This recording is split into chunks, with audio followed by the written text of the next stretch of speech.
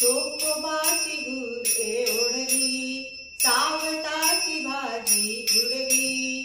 चोखोबाची गुरे ओढली, सावताची भाजी खुडली. कबीराची शेर